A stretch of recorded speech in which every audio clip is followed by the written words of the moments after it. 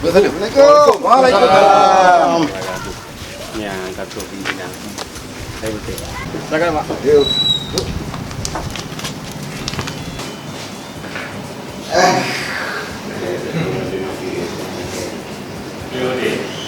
Ban, ban berapa?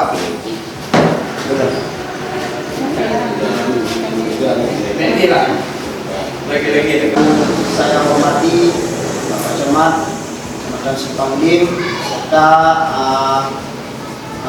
pemangku kampung di Pucuk Barat yang kami hormati. Mengunjungi adanya di sini salah satu pengembangan BUMG yang telah dilaksanakan selama ini dan sudah terbenahi dengan baik.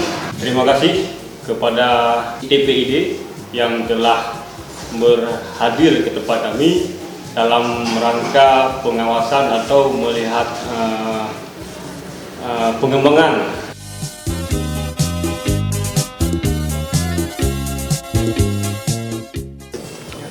Kampung Pucuk Barat dengan luasnya lebih kurang 180 hektar dengan jumlah penduduk 616 jiwa, terdiri 148 KK dan terdapat 126 rumah yang ada di Kampung Pucuk Barat.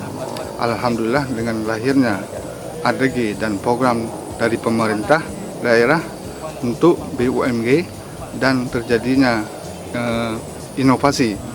Dengan inovasi itu terjadilah perubahan ekonomi terhadap masyarakat yang ekonominya lemah. Insya Allah dengan adanya program inovasi desa dari pemerintah daerah, semoga ke depan pendapatan ekonomi masyarakat semakin meningkat. Dari Kampung Pucuk Barat berkeinginan untuk mendirikan satu unit usaha dalam badan usaha milik kampung. Kemudian alhamdulillah kami duduk bersama tokoh masyarakat, para gesik, kemudian kami berbincang-bincang sehingga berkomitmen mendirikan satu badan usaha, yaitu badan usaha milik kampung bersama atas nama Kelayu Kemang. Itu kami dirikan di desa Pucuk Barat. Harapan kami kepada tim TPID ini sering-seringlah melihat kami, sering-seringlah membantu kami di mana kami tidak mampu. Disitulah hadirnya TPID, kami sangat mengharap. Karena harapan kami, biarpun kami di sini sudah melakukan usaha, tapi belum seberapa usaha kami yang lakukan.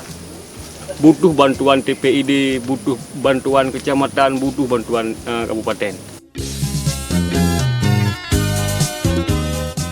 Kalau memang ini sudah berhasil, nanti bisa dikembangkan lagi. Tapi ini mungkin tahap uji coba dulu.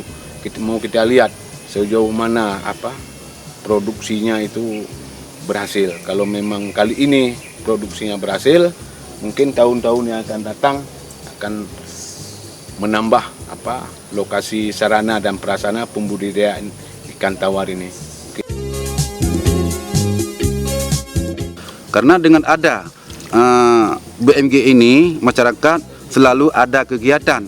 Ini pun bagi kami sangat besar minta terima kasih kepada pengurus BMG karena kegiatan kami selalu ada di kampung dan hasilnya selalu meningkat.